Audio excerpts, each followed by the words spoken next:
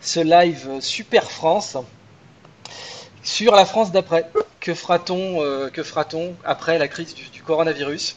Comment saisir l'opportunité que présente cette crise?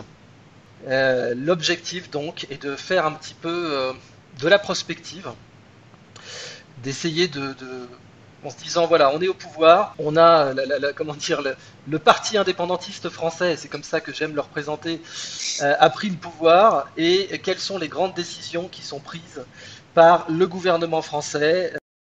D'abord, c'est une sorte d'audit général pour restaurer la confiance publique. Cette crise a fait éclater un nombre de conflits d'intérêts, une incompétence parasitaire, un esprit de caste qui met en danger l'État et qui met en danger la concorde civique.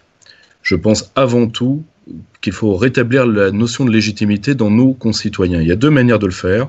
Premièrement, à mes yeux en tout cas, terminant la logique de la Ve République avec l'instauration d'un pouvoir populaire, ce qui peut prendre plusieurs formes. La plus connue, c'est le RIC, mais ça peut en prendre plusieurs. En parallèle d'un processus de reprise totale de souveraineté avec une sortie de plusieurs organisations internationales, dont la plus nuisible est l'Union européenne, et pour ensuite commencer véritablement une reconstruction quasiment au sens de l'après-guerre. C'est le travail d'une génération. Mais je pense que la charge la plus urgente, c'est de rétablir la souveraineté et la légitimité.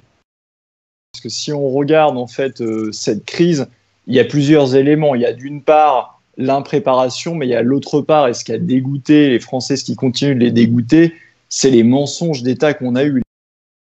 On en revient au domaine de la souveraineté. Les Britanniques, que je connais très bien, pourraient vous en parler. Les Britanniques, ils ont récupéré leur souveraineté en sortant de l'Union européenne. Mais la souveraineté, c'est pas seulement sortir de l'Union européenne, c'est un état d'esprit, et c'est un état d'esprit d'indépendance. Quand on parlait de l'indépendance de la France, j'aimais ça parce que les Britanniques, qu'est-ce qu'ils découvrent? Qu'au niveau de l'alimentaire, ils ne produisent quasiment plus rien. Ça, c'est la grande leçon de toute cette crise, c'est qu'on en revient en période de crise, on en revient en nation. Et quand il y a une crise, chaque pays cherche ses intérêts, et donc les pays au niveau alimentaire ne vont pas exporter aux autres pays parce qu'ils vont garder pour eux. C'est la même chose au niveau des masques. On a vu la guerre des masques au sein même de l'Union européenne.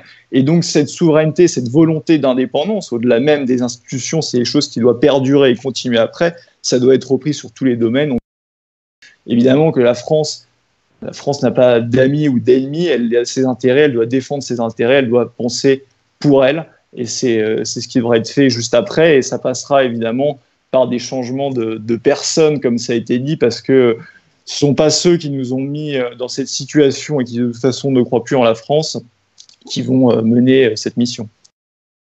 Alors, effectivement, là, le but, c'est d'entrer dans le concret, quoi. Donc, on a appelé ça Super France pour l'auditoire. Il y a le Rascal aussi en termes de finances, c'est-à-dire la dette française.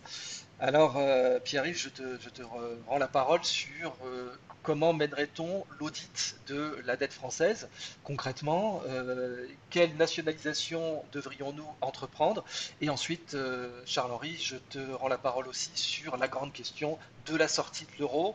Et tu sais très bien d'avance que ce ne sera pas doit-on sortir, mais comment en sortons-nous?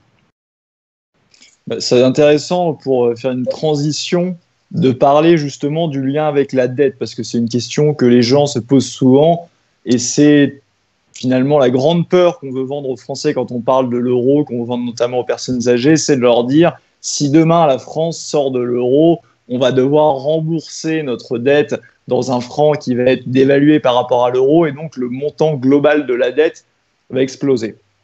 Cette crainte-là est absolument fausse, parce que justement, il y a un principe de droit international qui s'appelle la lex monetae, qui veut dire que ce qui est à court et ce qui contractuellement ce qui se passe, c'est que ce qui est fait foi pour un contrat, c'est la nationalité du contrat et non pas la nationalité du créancier.